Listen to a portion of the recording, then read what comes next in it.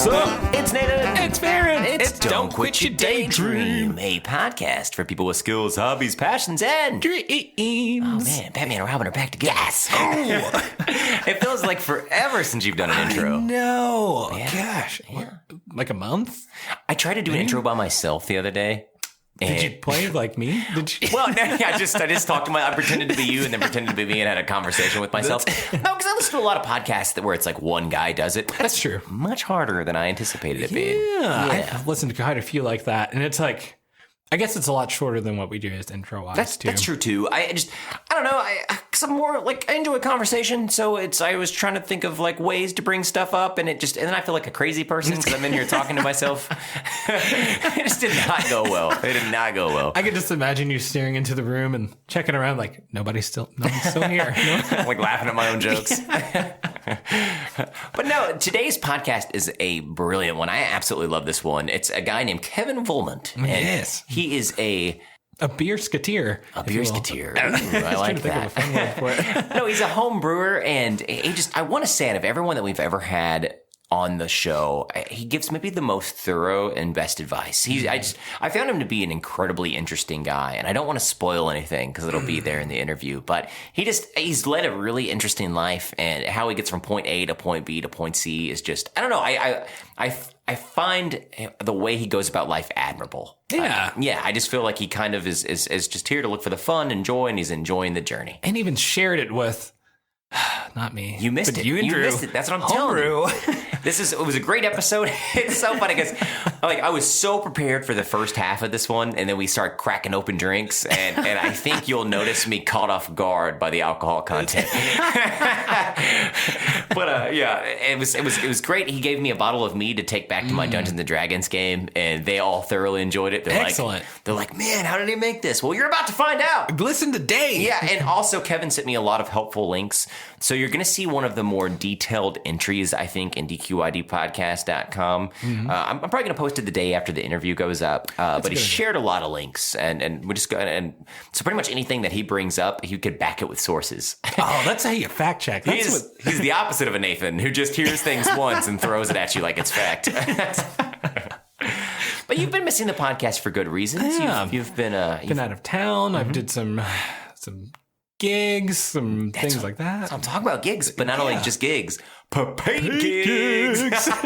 Cha-ching. That's like, playing music's always fun. Mm-hmm. Getting paid to play music, that's like the best of both worlds. Yeah. It's like, sometimes, you do want to get it, but when someone just offers you like, hey, we're also going to pay you for that. I had no idea going into it that I was going to. And I was do you ever think these motherfuckers don't know I would do this for free? Gotcha. Sorry, we're just losing you endorsements if people are listening. Don't listen to that little segment there. We'll discuss my rates when you email me. At dqidpodcast@gmail.com. Oh, yeah. Or find us or Farron on Facebook. Instagram. Or Twitter. Yeah. But no, reach out. We're always, I shouldn't say we're always, but we are currently booking new guests. So we are opening up the schedules again. If you have a cool hobby, if you have something that you cannot wait to talk about, or if you have a friend that you admire. Yeah, just tell them about us. Recommend them. Mm-hmm. Also, we have a really cool, speaking of you playing music, this is a really cool song of the week. It's Single-Sided Stories by Robert Zarskini. Yes. I may have mispronounced your name, Robert. I apologize if I do, but we're big fans of your music. And you're fantastic. And we're big fans of Kevin. Kevin! So, without further ado, I want to introduce you to... Can I give you one to do, though? Yeah, please. Well, on this podcast release, it's going to be Tuesday after our good friend Drew has been married. Happy freaking marriage, Drew. Happy marriage, Drew. You can interrupt for that. That's a good one. We probably should have mentioned that. Congrats, Drew. Congrats, Drew. Never thought you would find love. Never thought it would happen. You're a lucky woman, Devin. You're a brave woman, Devin. I'm joking. No, they're a wonderful couple. So fantastic. And congrats. They're not probably going to listen to this because they're probably on honeymoon paradise right now. Digging out Washington. I mean, they'll listen to it later on. I'll know when he listens to it because he's going to be like, fuck you. Yeah. But without further marriage announcements, here is our new friend, Kevin Wohlmut. Kevin Wohlmut. Kevin Wohlmut. Kevin Beerskateer Wohlmut. I'm sorry, you probably don't like Beerskateer Wohlmut.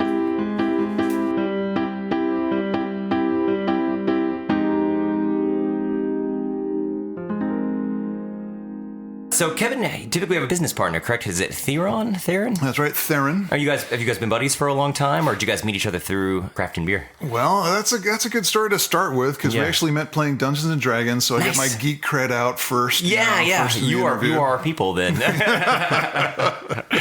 That's funny. Yeah, well, back in San Diego, I was part of a Dungeons and Dragons group that included Theron and his husband and a couple other friends of mine and I didn't know Theron and the rest of the group before then. And after playing Dungeons and Dragons for a while, we both decided we liked home brewing and started brewing. Yeah. I mean, we both have some experience before that. But Dungeons and Dragons is a cool way to meet new people, I think, because you get to see a side of people, how they play. I know sometimes they can be playing maybe somebody more malicious than themselves, but you get a true indicator. It's like the Klingons say, I have tasted your heart. I have to ask what class you were playing. Oh, what was that one? In Shane's game, I was playing, I can't even remember now. I would think I was playing a ranger in that one. Nice. Ranger's a good solid one. So you guys both found you had a love for crafting beer then. Right. So, yeah, well, awesome. Did you know that just by bringing your beer to games? Yes, exactly. I brewed a little homebrew myself, and Theron said, hey, well, you want some homebrew? I can show you some homebrew. And, oh, nice. Went from there. What initially got you into that? What made you try it for the first time yourself? Well, that's an easy one. I like beer. You talk to any brewer, and that's probably the first thing they're going to say. So everybody buys one of those little kits and starts brewing in college, and they get something that tastes terrible. And then once in a while, somebody will come back and revisit and say, I wonder what I could have done better. And then they start brewing. Now, did you have anybody kind of showing you the ropes on that? Or are you literally just, reading what you can find on forums and so forth? Or is it just all trial and error? Yeah, really, it was just reading. Yeah. It's just reading. I guess I'll have to tip this hat. There's a book that I picked up. I was listening to another podcast where they interviewed the author of this book called Sacred and Herbal Healing Beers, and that sounded so cool. So I picked up this book that's about ancient brewing recipes and a little bit about the history of beer. And some of the recipes in there just looked so wonderful. I had to buy another kit and try it. So I read up a little more, and I did a much better job and started having much better success. Yeah. I never really thought about the alchemy of beer and getting a certain, you're talking about medical and healing, trying to get an actual different outcome besides just being drunk, Right, exactly. Well, there's a couple of different video clips that are going around Facebook about how women used to be the chief brewers. And so these clips purport to say that the legends of witches are actually about women brewers. Oh, wow. Because they're stirring the malt, they're stirring the wort in this cauldron. They have cats as familiars because they have a lot of wheat on hand to brew the beer, so they got to keep the mice away. And then the legends about flying are just because they're drunk off their asses. I love that. That's funny. I've never heard that before. I can get behind that superstition. It turns out I like witches a lot more. Oh, that's awesome. How much does it really cost to get in the game of brewing and crafting? Just initially, if you pick up a beer kit, it's less than $50. There was a pretty decent reusable one that was 60 or 70. I think I saw it at Best Buy, but that's the same kind of brand that I had, where instead of this disposable bag, sometimes the kit is just a bag, or sometimes they ask you to bring your own glass carboy. And that's the entry-level college student kind of way to get into beer. If just as a piece of advice for anyone who buys one of those kits, take the dry packet of yeast that they put in the kit and throw it right away, because it's always dead. That's why you get bad results the first time you try it. You got to go to a real brew store and buy at least a little bit of yeast. Do you think it's easy to get dissuaded right away? Because I feel I know a lot of people that have tried it, and usually, like you just said, their first batch is always kind of bad. Which I'm sure it's probably not the easiest thing right out the gate. So, yeah, yes and no. It's kind of like cooking. Some people have a lot of talent for it, and some people just want to do it, and have less talent and make up for it just by trying harder. But it's a lot about personal taste. After you sort of master the basics, it's a lot about personal taste and how much you really want to pursue it and see your own ideas kind of realized in a glass. Because that has to be kind of a sense of accomplishment too. I know chefs have told me that, where you make something, it's like, ooh, it's like I almost didn't want to taste it. I want to watch people taste it. I want to go and see how my friends like it. Exactly. And I don't know how much you want to talk about the other podcast you had on with Josh, but Josh said the same thing. You know, you bring your beer to somebody and they just taste it and they go, oh, this is so delicious. Yeah. And it's not that difficult to achieve a good result. I mean, another thing I have to say is that beer brewing is older than writing. This is not, rocket science. The Sumerians were doing this. So yeah, there's a way to pull it off. You know, some people have bad luck and some people are a little clumsy, but you can make something that's really distinctly you, you know. What was the first beer that you tried? What was like, what did you want to make? Whenever you had in your mind, I'm going to start crafting beer, like what did you want to make? Oh, well, the second one after I read that book, Healing Beers, was a dandelion beer. Nice. Because I noticed that dandelion in these liver herbal supplements was really helping me out having less of a hangover. So I recommend that to everyone. So then I realized, you could put dandelion in a beer and it heals your liver as it's destroying your liver. It's very, very efficient that way. Oh, that's awesome. I think the ratio might be a little bit off, but yeah, maybe a little. How do you and Theron work as a team? I mean, who takes what responsibilities up? Or we both have kind of different skills. Okay. He's very exacting, and he's also a little more of a showman and a marketer than I am. I'm an engineer. He has some engineering experience. We both come from kind of a scientific background, but he's like one of those big talkers, and I'm not so much of a talker. Yeah. He's the Drew. He's the Drew in the friendship. he's a lot more talkative than I am. Oh, that works. It's always a nice puzzle piece whenever you guys can kind of counter each other's weaknesses there. Do you guys have like a certain area set up, or do you guys have like I'm assuming maybe a garage, or do you guys have a specific workplace? Yeah, we do. We have a section of our garage cordoned off. We had a little standalone shed at one point. We were living in another house in San Diego. But, what brought you out here in the first place? Oh, that's a complicated story. The main one is just being priced out. We were renting this house that we were living in San Diego, 4 bedrooms, and the landlord was talking with us about renting to own, and he wanted, I think it was $850,000 for it. Whew. And so we looked around. Yeah. We were talking with him about that, and then I quit a job, and Theron's husband got laid off from his job on real short notice, and we just couldn't make it work. So we took our savings and looked for a place. This is the funny story. I should get this out too. Of the other 3 roommates, we all took one of those internet quizzes that says, where should you live in the country? And 2 of them got this tri-state area, not specifically Evansville, but just like this area. So that's where they started looking for. Oh, what a fun way to kind of like throw a dart at the map. It reminds me of you spin the globe and put your finger down, like we're going to be here. Now, me, I was born in Hawaii, so I don't know about this snow. Well, so that's major culture shock. We were just talking about that because I've had some neighbors who just decided to move to Hawaii, which I've heard can be a little pricey too now. Very, very pricey. As far as living there. I want to talk about the association here, like as far as an amateur brewing community here. I mean, how large is it, and are they welcoming, or is it like one of those things? Is it competitive? They're absolutely welcoming. I could talk a bit about that. They're fairly large because there's 2 major brew clubs that I know of. I'm wearing a t-shirt from Bob. At each of those meetings, I see about somewhere between like 30 and 50 people. Nice. Maybe a little less, maybe a little more. There's the Evansville Area Craft Brew Club.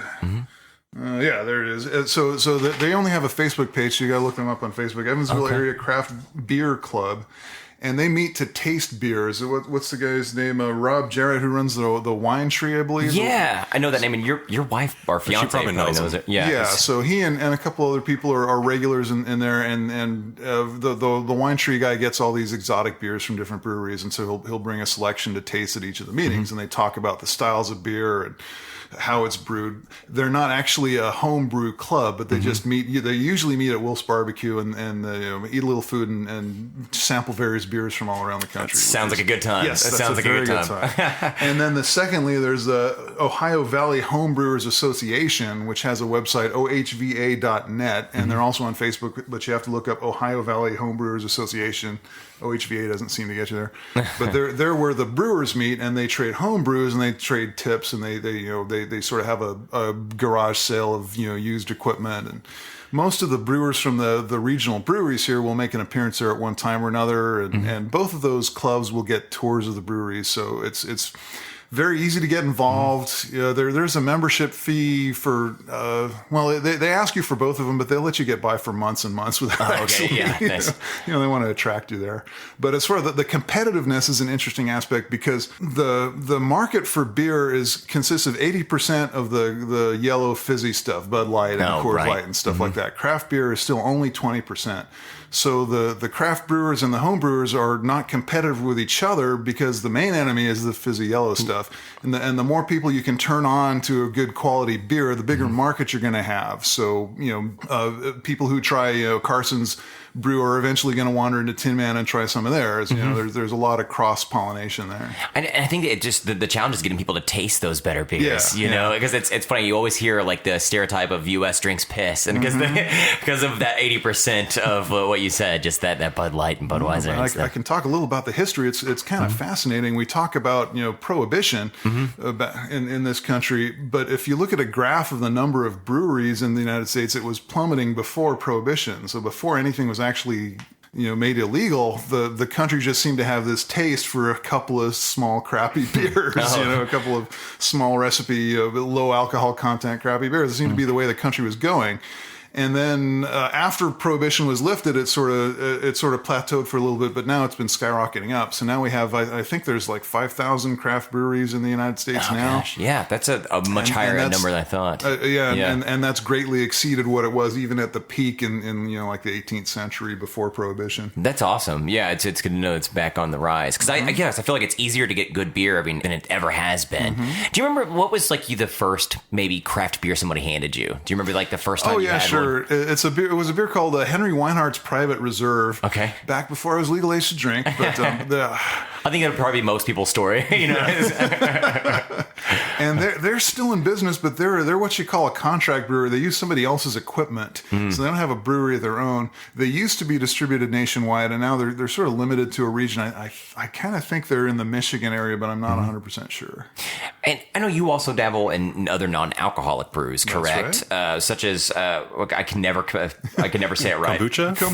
Thank you. He was saying that in the room. I was like, what? What is that? Like he was enunciating it. But also like craft sodas and stuff. That's right. Is that just so you have more options for people that maybe just don't want to drink alcohol? Or what kind of got you into that as well of experimenting with not just beers? Yeah, absolutely. More options so people can have an interesting, tasty beverage without alcohol. But the thing that kind of unites it is the fermentation process, and the way that you ferment foods is similar for almost everything. The kombucha, the beer, the wine, yogurt, kefir, and cheese. I haven't made cheese myself. My business partner has made his own cheese, but I like making my own yogurt and kefir, which is kind of funny because you can buy it for $1 in the store, but it just somehow is better when you make it yourself. Yeah.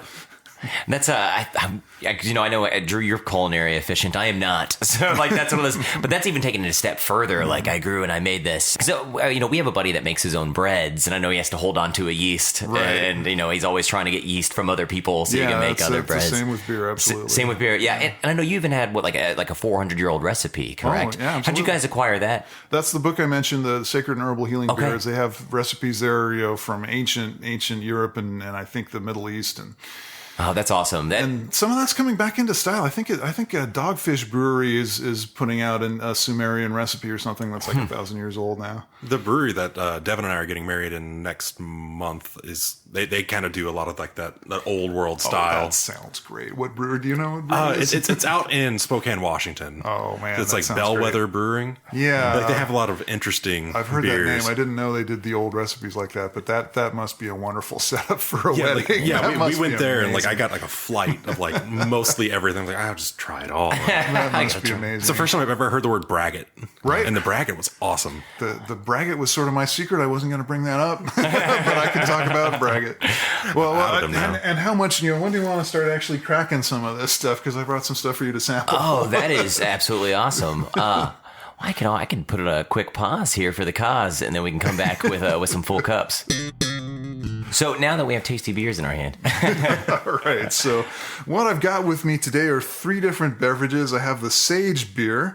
We were talking about the ancient herbal recipes. This is one of the recipes I got from Stephen Boerner's book. and you use it kind of as a template. This is what I was talking about, brewing as kind of like cooking, If you and I have the exact same, you and I have the exact same recipe and we do it independently, it's going to taste just a little different. It's very personal. Like even if it's like the same recipe? Yeah, it's the same recipe. The humidity is going to affect it, how long you boil something versus... even how you grind the spices. I like to grind them in my hand. It's just like cooking. It can have a significant effect. Sometimes it's, it is possible to clone a beer. You'll see on the internet recipes. I want to clone Killian's Red or something, and you can get something that's a very good approximation of Killian's Red or whatever you're looking for. But why do that? Yeah, dude, this sage is delicious. By the way, it is really good. Yeah. It has a really good taste to it. Benjamin Franklin said, "Why should a man die while there is sage in his garden?" So this is what I'm talking about. Beer used to be, in history, it used to be a means of delivering herbs. First of all, it was a means of getting purified water because the yeast and the alcohol are going to kill off most of the bad bacteria. So because water supplies used to have dysentery and stuff like that in it, people would give small beer, quote unquote, to their kids to drink. A small beer is what we today call like a session beer with really low alcohol content. And so, of course, people started experimenting with medicinal herbs, and that book I mentioned just has hundreds and hundreds of recipes for yarrow and birch bark and just everything you can think of. The dandelion beer, I had a recipe for that before I bought his book, but dandelion is a very healthy herb. He's got a really good clove and orange beer that's very Christmassy. After Prohibition, we were reduced to only a few different brewing companies, and most of them were brewing the same thing. It's technically called American Adjunct Lager, and that's the fizzy yellow stuff I'm talking about, Budweiser, Coors. It's called an adjunct lager because one of the things that they use for the fuel besides malt is rice, and that's an adjunct. That's something outside the German purity laws of beer. I could just get into the weeds. It's interesting. So that was when hops really started becoming an essential ingredient in beer, at least in America. I mean, hops have a history, of course. They're a natural preservative, and India Pale Ale is called that because the British used to send it to India for their soldiers when they were treating India like a colony. So they pumped that stuff full of hops because it's a preservative. It would keep it from spoiling on the ships. But to kind of disguise the taste of the rice, the Americans started putting a lot of hops in their beer. A beer that gets its bitterness from something other than hops is called a gruit. I forget if you just mentioned that, or I like to say the definition of a gruit is I grew it in my garden and then I put it in my beer. So there's your sage beer, there's your dandelion and so on. That has like a tablespoon, tablespoonful of hops in 5 gallons of beer, and then a ton, like a pound and a half of dandelion leaves. Or sorry, not dandelion. So the sage is a gruit. Yeah. Okay. Any beer that gets its bitterness from something other than hops is called a gruit. And some of those are coming back in style. There were a couple of them at the Brew Fest yesterday that we just mentioned. And I can't speak again on how well this just tastes so good. I mean, it's smooth. How long did it take you to perfect it, do you think? How long have you been making this specific beer? That was one of the first ones I tried, so I've been doing that more than 8 or 9 years or so. How long have you been in Evansville for? 2 years. 2 years. Okay. Well, I guess it's still early enough to be welcome to Evansville. Thank you. I'll take that. Sure. Yeah. And what else do you have over here? So we have the plain mead. Right. We got plain mead, and I don't know how much you know these definitions. Mead is fermented honey. So this is literally just honey and yeast, and actually there's a little bit of cinnamon and raisins in there for a little bit of flavor. Did you utilize that in the D&D game? Yes. Okay. Obviously. I was hoping. One of the first things, yes. And mead is making a comeback. You mentioned that Bee Nectar company in Michigan, and they make really good stuff. And back when I was living in California in Long Beach, I remember walking into a little mom and pop liquor store, and there was a whole fridge of all different flavors of mead. So it's slowly making a comeback. How long does that take to ferment? Whenever you're done, how long do you have to hold on to it for before you release it? Oh, each of these things is very different. A beer is typically takes about a month, 3 weeks to a month to ferment. The mead gets better the longer you ferment it. Right. If you ferment a mead for about 2 months, it's probably drinkable. If you ferment it for 6 months, it's pretty decent, and then it gets better from there. I have a buddy right now who's fermented, Adam, and it should be around this time because I think it's almost been to 9 or 10 months now, and we've all been waiting patiently to try his first round. But he lived in Bloomington for the long time, and I guess just people raising bees and bee. I can't think of the word. Whenever you take care of bees. apiary or yeah. something like that. Bee farmer. Bee farmer. We'll go with that. That'll be fine. I think I'm not sounding very articulate with that. But it was a lot more prevalent in Bloomington, so he was able to get it for a lot cheaper. Yeah, I do know farmers who make really good honey here. Yeah. And of course, the character, the quality of the honey is going to affect your mead, obviously. Yeah. Somebody who's an expert could tell the difference between an Indiana mead versus somewhere like place else. Are you at that point? Whenever you could taste something, can you start picking apart like notes of it and ingredients? I'm not quite at that point. I don't think my taste buds are really sensitive enough to be like that kind of person. I know what I like. You know, and I can taste the different flavors, but I can't remember which flavor belongs to which ingredient and part of the country sometimes. Yes. Do you have a go-to honey for your meads, or is it just kind of whatever you can get your hands on? What is that PB honey? The one they sell in. I typically get it from Superior Ag, and they sell it in Rural King. It's like a local Evansville honey, PB. I believe it's PB. I don't think it's PE. I think it's PB. I think I know what you're talking about, but I can't put the name to it. It's like almost any local organic store has this honey. So they were out at Swerka yesterday as well. Yeah, I bet they Superior were. Ag was. So over this over here is kombucha then. Once again, I did not know a lot about it before we started talking to you. So do you mind explaining it a little bit? No, absolutely. And it's getting more popular, so it's something people are hearing about. And I'd like to put out the real story. Kombucha is fermented tea. So it's got a yeast that ferments the sugars in a tea. You make up a sweet tea like you normally do, and you put in this thing called a SCOBY, which I hope it doesn't put you off your appetite, but it's a symbiotic colony of bacteria and yeast. So there's this globby thing that floats in your vessel there, and it ferments the tea. Now, fermenting just means the yeast eats the sugar. The yeast, in this case, puts off just a tiny trace amount of alcohol. There's like less than 1/10 of 1% of alcohol in there, so it can be labeled non-alcoholic. But that's the definition of fermentation. Yeast eats the sugar, it produces carbon dioxide and alcohol.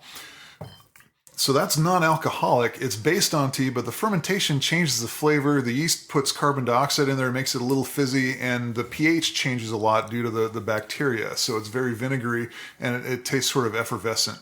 And the bacteria that you use are basically the same as the gut bacteria, so it's probiotic. And I was about to ask you if it was a probiotic, like same thing you find in yogurts and everything else. It's supposed to be a strong, probiotic. And I find it really healthy for me, not to go into too much detail, but it keeps me regular. Yeah, because like you said, people, they like hear the word bacteria and they're like turned by it, but really it's like bacteria has benefits. Yes. I could tell you, if you don't like food that's been touched by bacteria, you can't eat cheese, you can't eat yogurt, all that stuff is fermented. I'd like to think somebody's hearing this and like what? And like won't touch cheese after this. And let alone alcohol. If you don't like bacteria, alcohol is fermented by bacteria. That's about the only way you can make it. Yeah. No, I like that a lot. And Drew, you were saying like the guy from Flaked drinks it, right? Yeah. Netflix.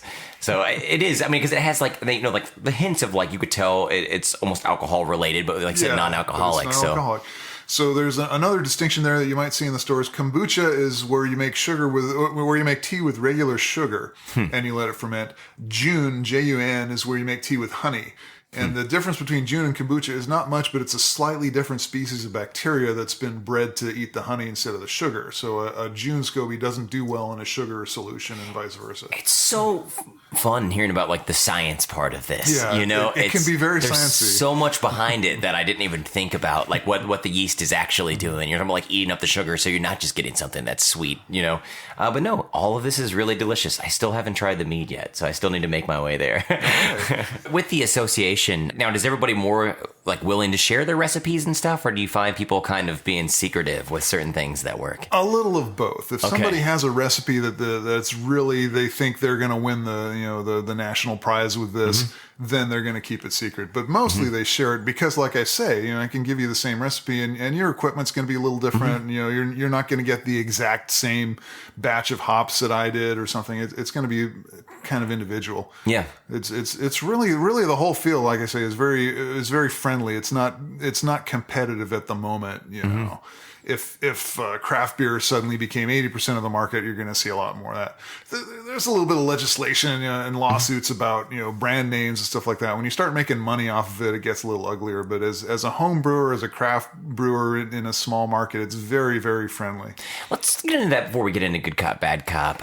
Because I know that was something that you kind of mentioned is kind of, not I want to say sidestepping, but I mean, how much do you get a pushback from legislation on things like, can I sell this? Am I not allowed to sell this? Or like copyright stuff? Like, has that all been kind of difficult, beast to master? It's something that you need to be aware of because it can have repercussions. Obviously, as a home brewer, if you don't have an alcohol license, and there's federal and there's state alcohol licenses, if you don't have an alcohol license, you can't make money off of your stuff. You can't sell it. And we were talking about prohibition.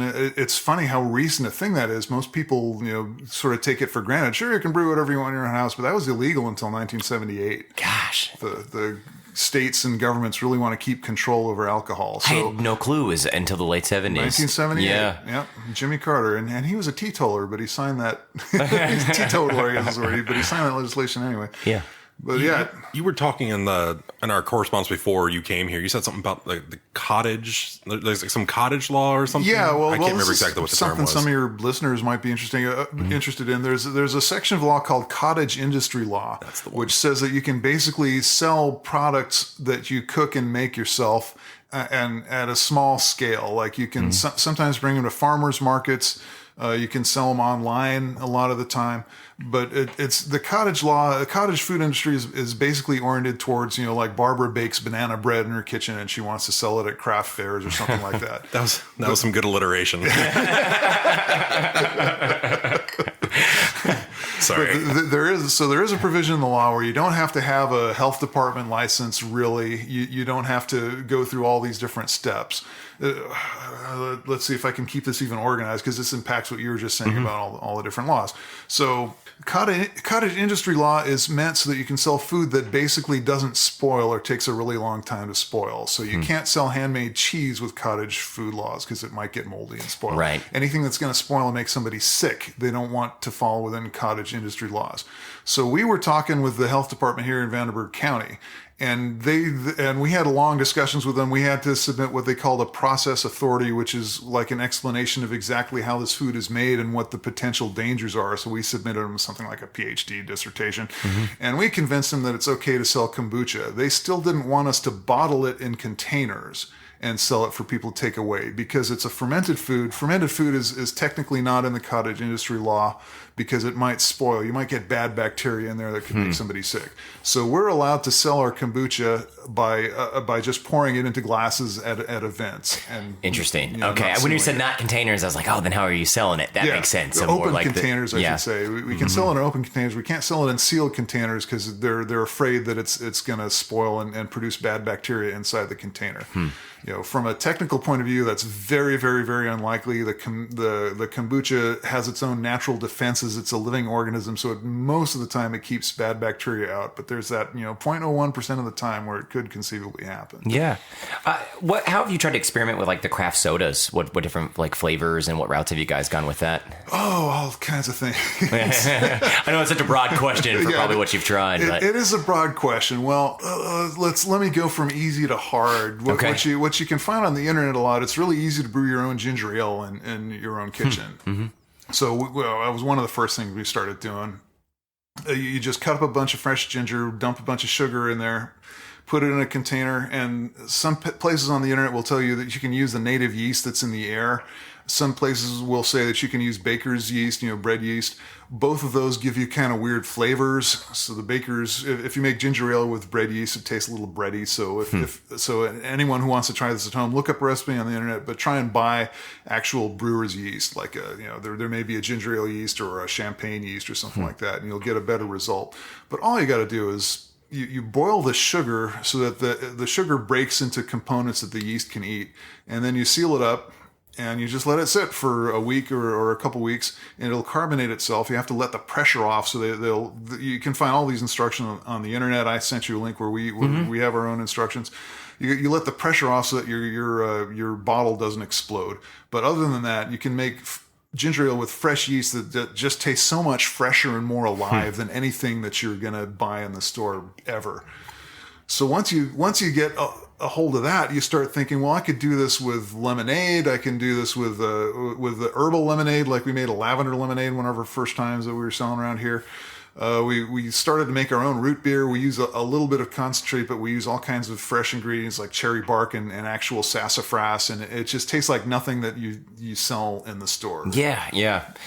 You're winning me over. Yeah, unfortunately, I don't have any samples of that. I only have the June, the sage, and the mead at the moment. I know you said your partner was the mouthpiece, but no, you did a good job selling that. That sounds really good. I know a few people that I know would love to pick your brain at some point. Do you? I mean, what do you suggest for people to go to these association things, or do you ever field questions for people that have it? I mean, if they wanted to shoot you emails, I'm happy to field questions, and certainly going to the brewing associations is a great way to go because all kinds of people will give you help there. Yeah.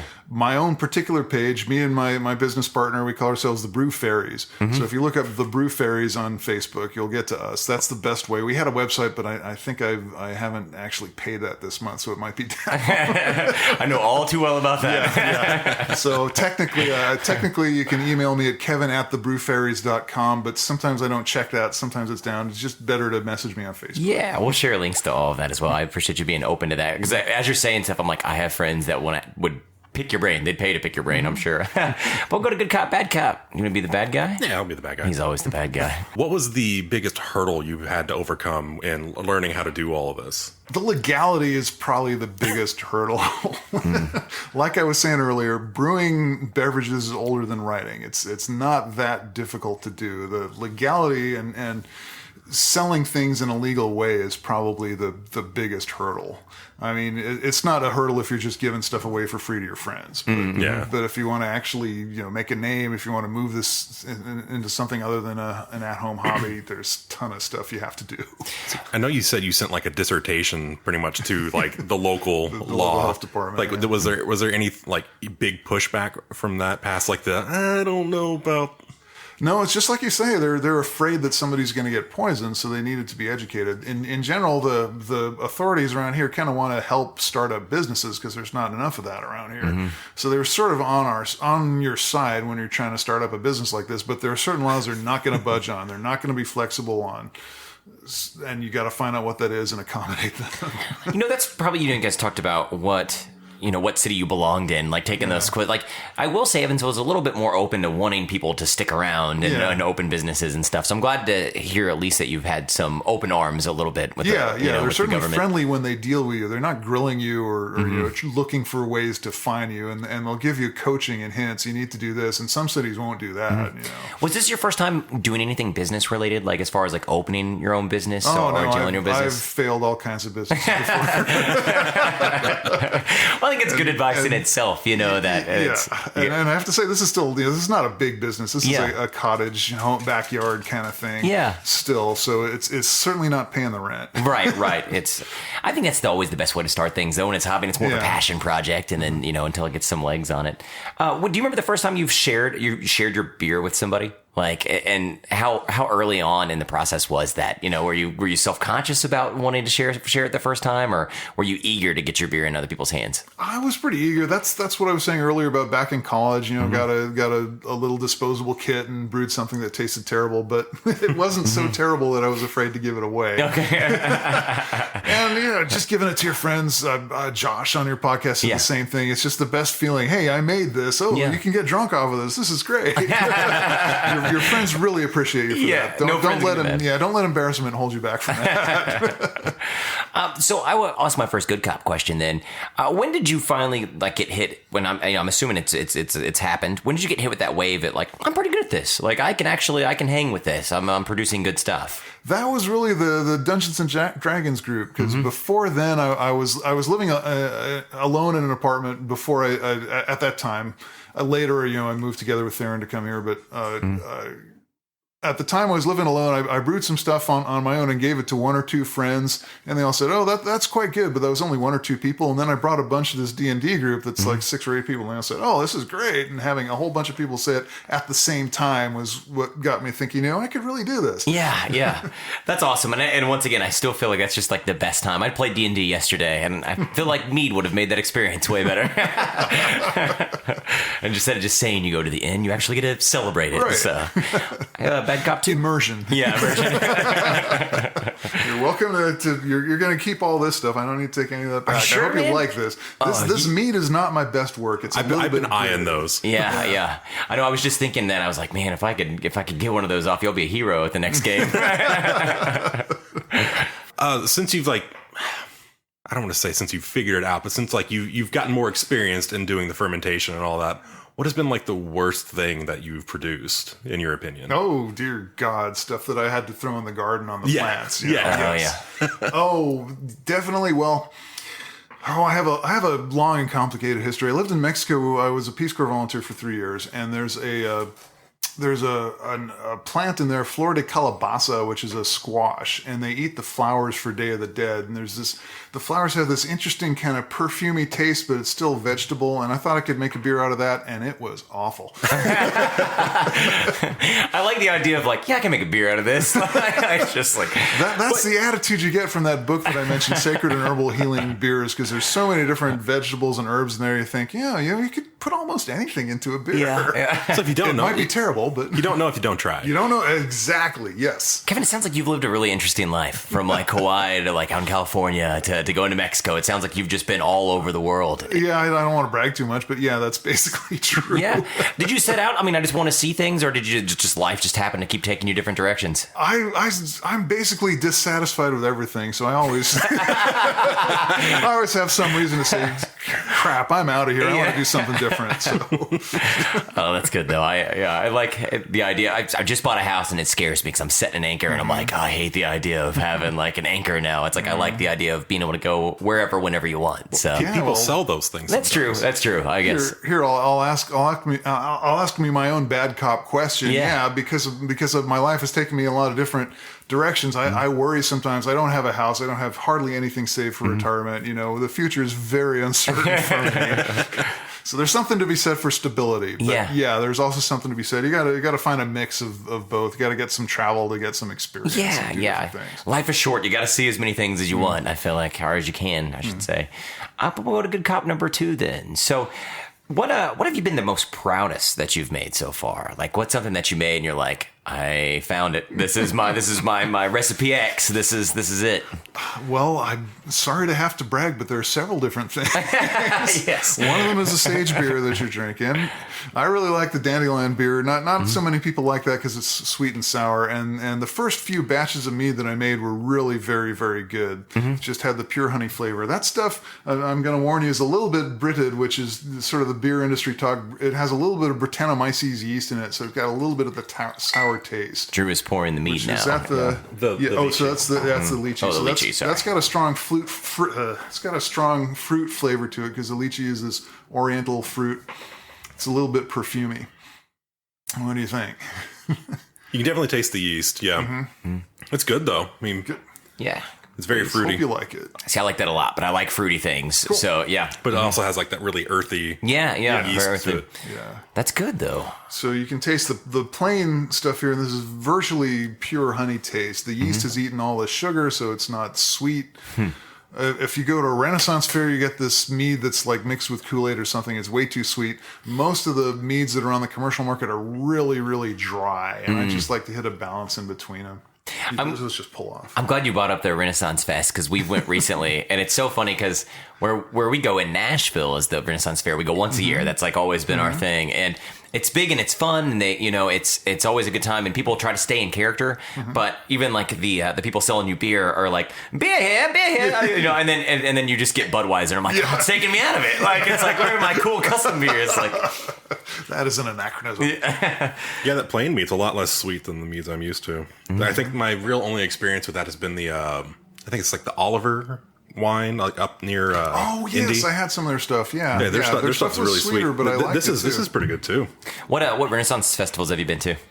Oh, I haven't actually been to one in years since I lived in California. I think in Novato which is up north in the North Bay above San Francisco. Okay. And I think kind of near Fresno in the middle of the state. I've been to 2 Renaissance fairs. Okay. Roughly. Yeah, it's something that we've just like picked up and started doing. It's fun. It's I like immersing myself in those things. Yeah, that's another rant for another day. You talked about braggot a second ago. And so just for viewers or listeners who might not know that, braggot is when you take a mead and you mix it half and half with a stout.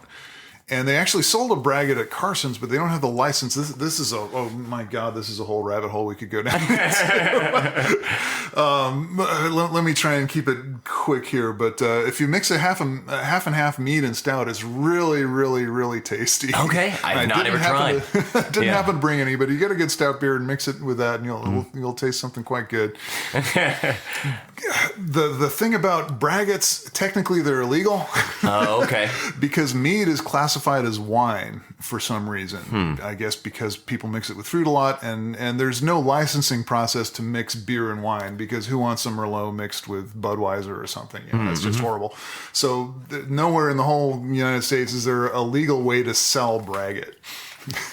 But giving it to you as a home brewer, sure. Yeah, that seems so crazy. It seems like so dated that something like that is a lot of our laws are dated. Yeah, it's weird when you reach back and look at some of them and you're like, why is that still a thing? Like, that shouldn't be a thing. It's interesting though. So you have to go through somebody like yourself to get a hold of something like that. Yeah, I mean, it's not illegal to drink it, but there's no way to legally sell it because there's no licensing process. There's no way to mix a beer license and a wine license. Oh gosh, yeah. That's a funny little holdup. Yeah. Yes. You want to ask your final bad cop question, Drew? Yeah.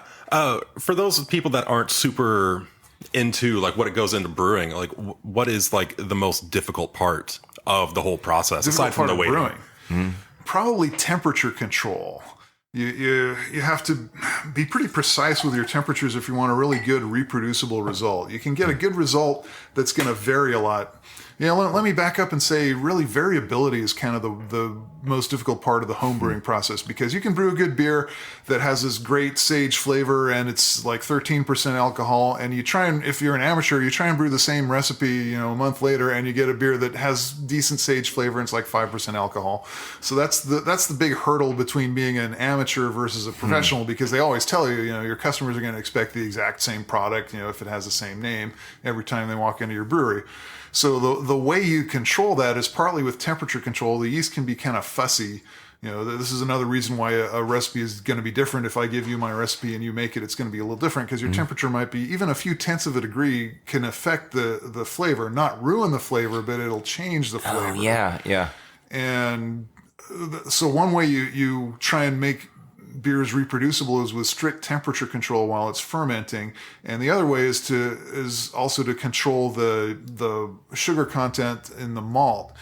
And the way you do that is by a process called sparging, when you take whole grain and you crush it yourself, or you have it crushed and you run hot water through it. Whereas most amateur brewers are going to start out by getting a concentrate of malt. And the concentrate of malt is a reliable product, but just for some reason it just varies from batch to batch. So if you're doing a beer from concentrate, you're going to get a good beer, but it's going to be hard to get the same beer the next month. Okay.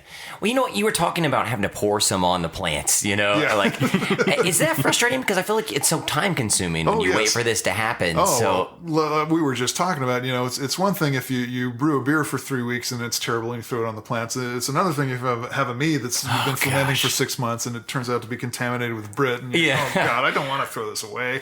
Well, I told you about my buddy. We're at like that 10-month mark and it's his first time, and I know whatever happens in this next month will be a make or break for him. If he opens it and we all enjoy it, he'll be like, okay, this could be a new hobby. But if it's bad, then he's probably going to be like, I hate my life. I'm never going to do this again. Try not to be discouraged. That's Have you ever like had one that you've like a plant pour? Have you ever had one of those that you were like, I could have done this slightly different and revisited that same recipe with like a minor tweak and everything worked? Kidding all the time, yes. Fair enough. I don't know. I guess it's sort of like sports in that way, where you're sort of replaying what you're doing in your head, and that happens before you even start fermenting. Oh, I should have put in another tablespoon of this, but Now, can you tell in the process, like, what are some telltale signs that maybe a batch isn't going the way you want it to? Like, like discoloration or process. Yeah. Well, the number one is if the yeast isn't performing for some reason. If the yeast is dead, or you didn't have the right temperature, or some ingredient in the beer is antithetical to the yeast, then it's not going to bubble as much during fermentation. And so you start to look for that in the very first day. You mix all your... I don't know. I could give you a whole lesson in brewing if you want. A really quick way to get started with good brewing technique. There's this guy named John Palmer. I forget his website, johnpalmer.com, but he's got like the basics of brewing on there. He's a really good instructor. So I'll kind of skip the basics of brewing, but you put all your ingredients together. And the yeast is kind of stunned at first, but within 24 hours, it should start to bubble a lot. And if it doesn't bubble a lot, then you know you're in trouble. Oh, okay, yeah. And then after 24 hours after that, the bubbling is going to die down. It doesn't stop, but it starts bubbling like once a minute instead of having your airlock bubble, just constantly. And so if it's not bubbling once a minute, you know that it's not recovering. Oh, okay, yeah. And that's before you even talk about the flavors and stuff. Sometimes you mix this beer together. It's called a wort before it's fermented. You mix this wort and you smell it and you go, oh, it smells a little off. The flavor is going to be changed during fermentation.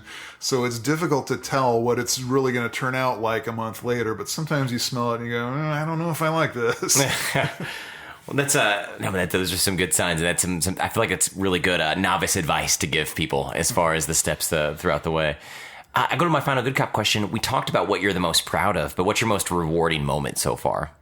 Rewarding? Well, it's always rewarding when I take a batch of my own beer to somebody who's a professional brewer. Mm-hmm. And I worked at a bar once in San Diego. I worked security in a bar once, and having the bar owner say, "Oh, this stuff is excellent." When somebody who really knows their stuff says this is good, that's very rewarding. Oh, I can imagine, especially somebody who works in an establishment where they see all kinds of drinks come and go.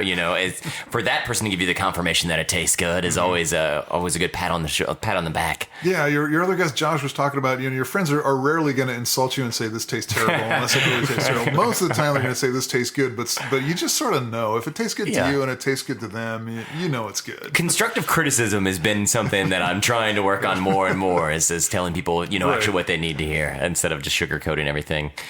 So what are you and Theron? I like that you have Theron and I have Farron. I like that we have. What are you and Theron's next steps? What do you guys see you guys doing with this next? Just trying to do a little more volume of what we usually do. In terms of alcohol. We don't have an alcohol license, so we're not selling alcohol, but we do offer instructions sometimes. Like we'll get a party, like one time in San Diego, we had a bachelorette party.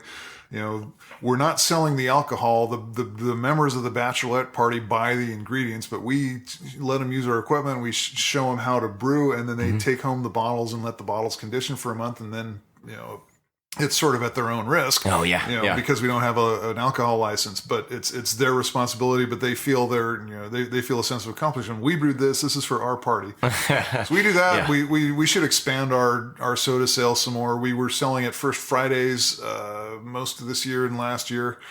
We were selling through the River City Co-op. I don't know if you're familiar with them, and they decided to close their doors. So now we got to sort of look for a different way to sell things. Another outlet, yeah. So no, that's so everybody keep an eye for that, and we'll share those links that we talked about earlier and how to contact you. But any last minute plugs or anything that you want to tell people? Brew beer. It's fun. and I do always like to ask guests this: what's your first piece of advice for anyone that's going to try to get into that world? Read up online would be the first advice, and then hang out with somebody who knows how to do it. I love that piece of advice. I love hang out with somebody that does something that you want to do. I feel like that's the best way to learn. I've already said a couple times, brewing is older than writing, so this is how it's traditionally passed on. You just sort of pick it up by imitation. That's perfect. Kevin, it was wonderful speaking with you, and it was wonderful drinking what you produce. All right, cheers. Cheers. All the single-sided stories.